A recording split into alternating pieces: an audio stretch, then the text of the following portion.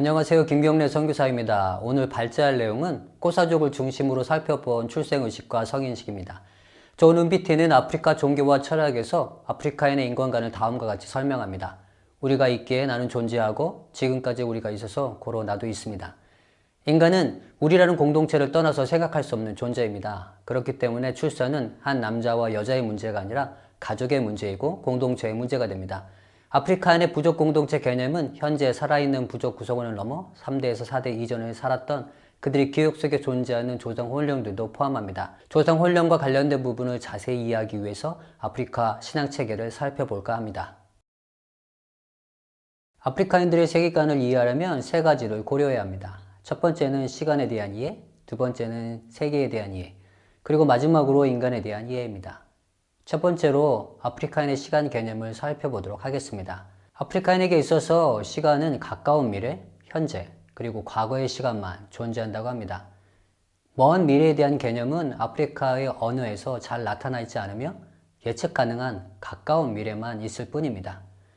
존 은비티는 아프리카인들의 시간 개념을 가까운 미래, 현재, 그리고 가까운 과거의 의미를 담고 있는 사사와 조상의 혼령들이 살고 있는 먼 과거인 자만이로 인식한다고 말합니다. 두 번째는 존재에 대한 이해입니다. 아프리카인들은 모든 존재를 종교적으로 이해하고 있습니다. 아프리카인 세계관 안에서는 절대신은 존재하지만 인간의 일에 관여하지 않습니다. 그 밑에는 많은 신적 존재, 즉 정령들이 존재하는데 인간들과 그리 친하지 않아서 인간들과 적대적인 관계일 때가 많이 있습니다. 그 아래로는 보통 더 리빙 데드라고 하는 조상 혼령들이 있는데 이 영적 존재는 한때 인간이었기 때문에 인간들에게 친절하지만 인간들과 소통을 위해서는 매개체가 필요합니다. 그 역할을 하는 사람들이 주술사입니다. 아프리카인들은 인간의 모든 문제가 영적 원인을 가지고 있어서 그 원인을 해결하면 현재의 삶에도 문제가 해결된다고 믿고 있습니다.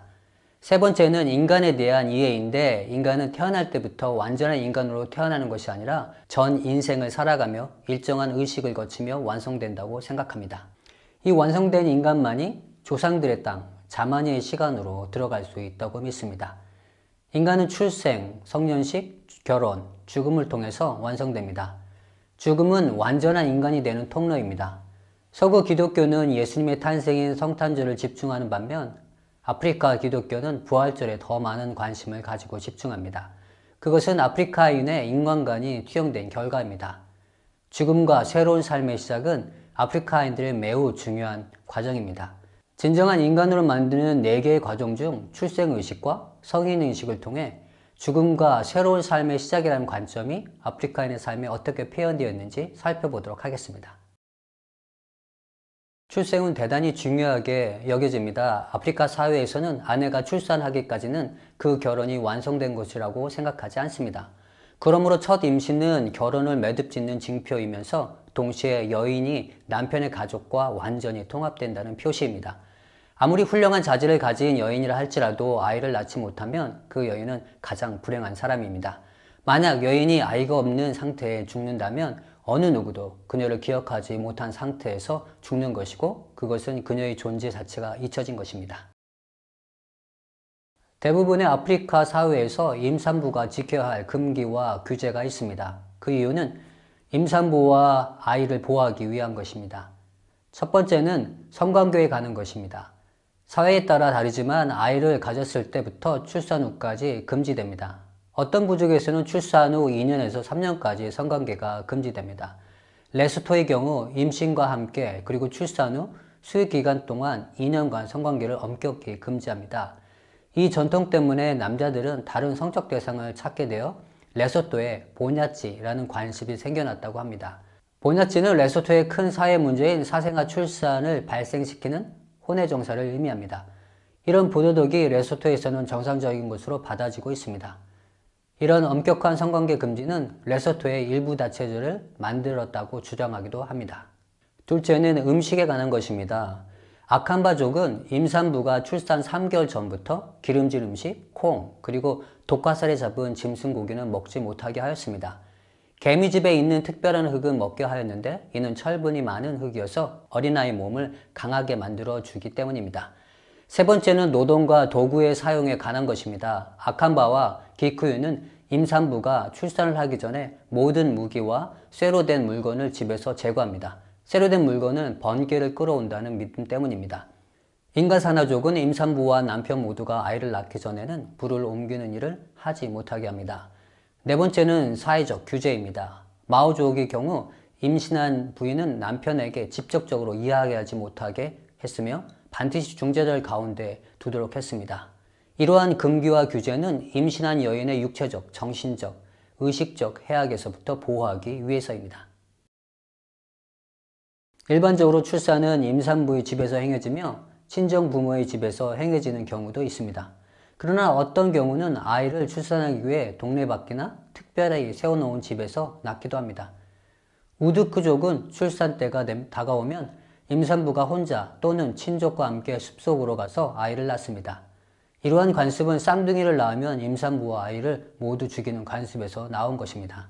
태반과 탯줄은 태아가 여성들에 붙어있는 무기력한 상태를 상징합니다. 어머니 자궁 안에서 무기력한 존재인 태아가 태반에서 나오는 것은 홀로 있었던 존재의 단계에서 새로 태어남을 선언하는 것이고, 탯줄을 끊는 작업은 한 여성의 부분에서 공동체의 일부로 태어나는 것을 의미합니다. 이것은 과거와의 단절과 새로운 공동체로 연결되었음을 의미합니다.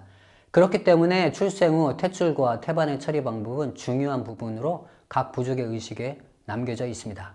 기쿠유족은 태반을 개간하지 않는 들판에다 놓고 곡식과 풀을 덮습니다. 개간하지 않은 땅은 풍요의 힘과 신성함을 상징하기에 산모의 자궁이 더 많은 아이를 낳을 수 있기를 소망하는 데서 기인합니다. 디딘가족은 태반을 태어난 집 근처에 묻고, 인가사나족은 태반을 나무에 걸어 놓기도 합니다. 윌루프족은 태반을 뒷마당에 묻지만 탯줄은 팔찌나 부적처럼 만들어 아이가 지니게 하도록 합니다. 은데벨레족은 아이가 태어난 집 바로 아래 태반과 탯줄을 묻습니다. 줄루는 아이가 태어나면서 즉시 탯줄을 태워 집 마당에 묻습니다. 그것은 탯줄이 대지와 연결시키는데 조상과의 연결을 의미합니다. 이렇게 해야 태어난 아이가 조상에 의해서 악한 마법으로부터 보호받을 수 있다고 생각하기 때문입니다. 아프리카 각 부족의 태반과 탯줄의 처리 의식을 살펴보았습니다. 각 부족의 의식은 다양한 형태를 가지지만 그 주된 의미는 무기력한 태아의 상태가 단절되고 현 공동체와 조상들이 있는 자만이, 즉 조상들의 공간에 아이가 연결되었다는 것입니다. 이제 출생의식에 대해서 살펴보도록 하겠습니다. 울루프족은 출산 후 산모가 침대에 가기 전 불을 네 방향으로 띄워놓습니다. 이 의식은 정신 이상으로부터 신생아를 보호하기 위함이고, 아이에게 젖을 먹이기 전 코란 구절을 나무판에 젓고 구절을 씻어낸 물을 마시게 한 후 수유를 합니다.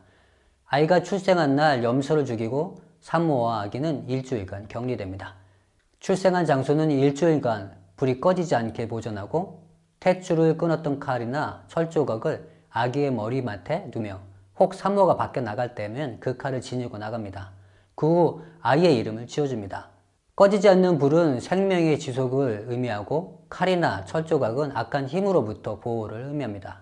그리고 코란 구절은 악한 영혼을 멀리 하도록 한다고 합니다. 기쿠유족은 아이가 태어난 후 사탕수수를 잘라서 산모와 아이에게 먹이는데, 여자아이의 경우 4개, 남자아이의 경우 5개를 준비합니다. 먹고 남은 사탕수수 조각은 집 오른쪽에 두면 남자아이를 의미하고 왼쪽을 두면 여자아이를 의미합니다. 혹 상고가 있을 경우 염소를 잡고 주술사를 불러서 집을 정결케 하는 의식을 진행합니다. 산모와 아이는 집 밖에 나가지 못하는데, 여자의 경우는 4일, 남자의 경우는 5일간 갇혀 지냅니다. 이 기간이 지난 후 엄마는 머리를 밀고 남편은 신과 조상 홀령에게 양으로 감사 제사를 드립니다. 여기에서 격리는 죽음을 의미하고 격리 해제는 부활을 의미합니다. 머리카락을 자르는 것은 아이와 산모의 분리를 의미하는데, 분리된 아이는 공동체 몸 전체 내 속함을 나타냅니다. 산모는 더 이상 아이가 자신의 것이라 주장하지 못하며 이제 아이는 잘라진 머리카락처럼 흩어져 부족 전체의 자녀가 됩니다. 그 아이에게는 이제 무수히 많은 아버지, 어머니, 형제가 생겼습니다. 또 다른 특이한 의식이 있는데, 두 번째 출생을 의미하는 의식입니다. 6살에서 10살 사이에 이루어지는데 아이의 출생을 재현하는 것입니다. 아이를 어머니 다리 사이에 넣고 염소의 내장으로 어머니와 아이를 묶어 놓습니다. 내장을 자르면 아이는 아기 울음을 흉내냅니다. 어머니는 다시 삭발을 합니다. 아기가 기억할 수 있는 나이에 치러지는데 이는 출생의 의식적 경험을 통해서 유년기를 끝내고 지역사회 생활에 참여하는 새로운 단계로 넘어왔음을 아기가 인식하게 해줍니다. 울루프는 서부 아프리카, 기쿠유는 남부 아프리카 부족임에도 불구하고 서로 비슷한 의미를 담고 있는 의식을 거행합니다. 죽음 이후 새로운 삶으로 연결을 강조하는데 한 객체에서 연합체로 나아감을 보여주고 있습니다. 꼬사족의 출생 의식도 다른 아프리카 부족처럼 두 가지 방식으로 진행됩니다. 첫 번째는 시피투라는 태반과 탯줄을 매장하는 의식이고, 두 번째는 아이를 부족 공동체에 소개하는 임벨레꼬입니다. 꼬사족에 있어서 부족 공동체는 살아있는 사람들과 죽은 조상 혼령들 모두를 포함한 개념입니다. 그럼 시피투를 먼저 살펴보겠습니다. 시피투는 아이가 태어난 지 3일 후에 치러지며 여성들만 참석하는 의식입니다. 매운 연기를 내는 나뭇잎에 불을 지펴 아이를 거꾸로 든 채 3번 통과시킵니다. 그런 후 아이는 엄마에게 전해집니다. 그 아이에게 인깨깨라고 불리우는 흰색 진흙을 몸에 바릅니다. 매운 연기는 강하게 서도록 용기와 강한 정신을 준다고 믿고 있고, 흰색 진흙은 모든 악한 영으로부터 아이를 보호한다고 믿고 있습니다. 그런 다음에 잉카바라는 탯줄과 태반을 매장하는 의식을 거행합니다. 조상들이 거주했던 땅에 태반과 탯줄을 매장하는데 아기가 조상의 땅에 연결되었음을 상징합니다. 하지만 현대의 대부분의 출산은 의료기관에서 이루어져서 잘 거행되지 않는 의식입니다. 2020년 4월 남아공 통계청의 자료에 의하면 2016년 기준으로 96%의 임산부가 의료기관에서 출산을 하는 것으로 조사되었습니다. 2008년 출산 후 의식, 윤리와 법률이라는 보고서에 의하면 음푸말랑가 지역에서 출산한 여인 중 10%가 의료기관에서 태반과 탯줄을 받아가는 것으로 보고합니다. 수거하는 이유는 태반과 탯줄을 땅에 묻고 일부는 묻지로 만들어 사용하기 위해서라고 합니다. 임벨레꼬는 아이를 부족 공동체에 소개하는 축하 행사입니다. 의식은 염소를 죽이며 치루어집니다. 시피투와 달리 임벨레꼬는 꼬사족 사이에 지금도 빈번히 치루어지고 있는 의식입니다. 현재 살아있는 사람들에게 아이를 소개하듯이 조상 혼령에게 아기를 소개합니다. 임벨레꼬는 단 한 번만 치루어지지 않습니다. 아이가 자라서 청소년이 되거나 성인이 되어서 불행이 닥치거나 아프거나 하면 임벨레꼬 의식을 거행합니다. 불행이나 아픈 일은 악한 영에 의해서 시작된 것이라 믿기 때문입니다. 임벨레꼬를 통해서 조상 혼령에게 아기를 다시 소개하며 보호를 요청하는 의미가 강합니다. 혹 임벨레꼬를 치르지 못한 아이의 경우 성인이 되어서 의식을 거행하기도 하고, 혼외 정사를 통해 태어난 아이의 경우 엄마 쪽 가족에서 치릅니다. 이런 아이들은 외할머니가 책임을 지고 기르는 것이 관례이기 때문입니다. 임벨레꼬를 좀 더 자세히 살펴보겠습니다. 임벨레꼬는 보통 3일 정도 진행되는데 준비 기간까지 하면 일주일 소요됩니다. 임벨레꼬 의식은 아프리카 맥주인 음꼼보띠를 만드는 데서 시작합니다. 첫 맥주는 조상 혼령에게 부어지게 되고 그 후 참석한 사람들에게 마시게 됩니다. 의식은 친족 어른들이 조상 혼령에게 아기를 가족의 일원으로 받아달라는 간청으로 시작합니다. 친족의 어른이 간청 기도를 하는 동안 아이는 염소를 만져야 하는데, 혹 아이가 너무 어려서 만지기를 어려워하면 어른이 아이의 손을 끌어서 만지도록 도와줍니다. 이러한 접촉은 아기와 염소를 동일시됨을 의미합니다. 아울러 아이가 조상 혼령의 도움 없이 살아갈 수 없는 존재임을 고백하는 것입니다. 그 후 집에서 키워진 염소를 헛간에서 도살하는데, 혹 그 후 배운 염소일 경우 집안에 있는 풀을 먹인 후 도살합니다. 염소가 죽을 때 큰 소리로 울어야 하는데 그것은 조상의 혼령이 염소를 받았다는 의미를 생각합니다. 도살한 염소 고기는 온 가족이 먹는데 가죽은 아이에게 넘겨집니다. 염소 가죽이 조상 혼령과 성스러운 연결을 시켜준다고 믿습니다. 이 가죽은 아이가 커서 조상 혼령과 연결이 필요할 때나 어려움에 처했을 때 가죽을 덮고 자게 될 것입니다.